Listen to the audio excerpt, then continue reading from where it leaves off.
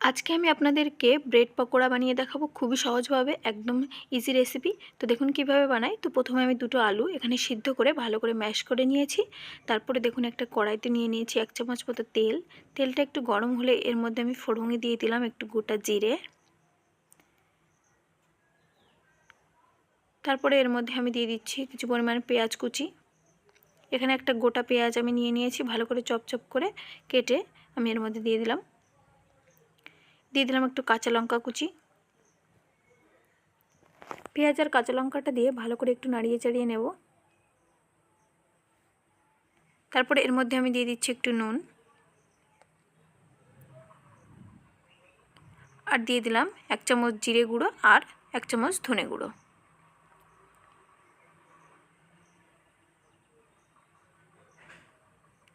আর দিয়ে দিলাম 1 চামচ গোলমরিচ গুঁড়ো।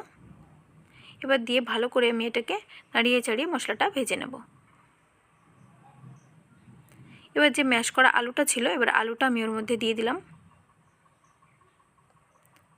এবার ভালো করে সব মশলার সঙ্গে আলুটা এইভাবে মিক্স করে নিতে হবে। এবার উপর থেকে দিয়ে দিচ্ছি একটু গরম মশলা। এখানে ধনেপাতা থাকলে ভালো হতো, তবে আমার ঘরে নেই তো আমি দিইনি। এবার আমি বেসনের ব্যাটারটা রেডি করব, যেটার মধ্যে আমার পকোড়াটা বানানো হবে। তো আমি এখানে পরিমাণ মতো নিয়ে নিচ্ছি বেসন। দিয়ে দিলাম একটু পরিমাণ স্বাদ মতো নুন। দিয়ে দিচ্ছি একটু হলুদ গুঁড়ো, জিরে গুঁড়ো আর ধনে গুঁড়ো, আর দিয়ে দিলাম কাশ্মীরি লঙ্কার গুঁড়ো আর গরম মশলা। এবার এটাকেও ভালো করে চামচের সাহায্যে মিক্স করে নিতে হবে। তো দেখুন আমি মশলাটা দিয়ে ভালো করে চামচ দিয়ে এটাকে মিক্স করে নিচ্ছি। এই পকোড়াটা খুবই তাড়াতাড়ি হয়ে যায়, তো অবশ্যই একবার ঘরে ট্রাই করবেন, আর খুব ভালোও খেতে হয়। তো আমি এখানে অল্প অল্প করে এবার জল দেব। খুব বেশি একবারে দিলে হবে না, অল্প অল্প করে দিতে হবে, আর এইভাবে মিক্স করতে থাকতে হবে। যতটা পরিমাণ লাগবে ততটাই আমি এখানে দেব। তো দেখুন আমি অল্প অল্প করে জল দিচ্ছি আর এইভাবে ভালো করে মিক্সড করছি ব্যাটারটা। তো আবারও একটু জল দিয়ে দিলাম। তো আবারও আমি ভালো করে মাখিয়ে নিলাম। তো দেখুন অলমোস্ট রেডি হয়ে গেছে আমার ব্যাটারটা। তো এরকমভাবেই কোয়ান্টিটিটা এরকম রাখতে হবে ব্যাটারের। এবার আমি এখানে নিয়ে নিয়েছি ব্রেডটা। এবার এই ব্রেডের উপর আমি ভালো করে যে পটেটোটা বানিয়ে রেখেছিলাম, আলুর সবজিটা, সেই ব্যাটারটা আমি ওর উপর দিয়ে দিলাম।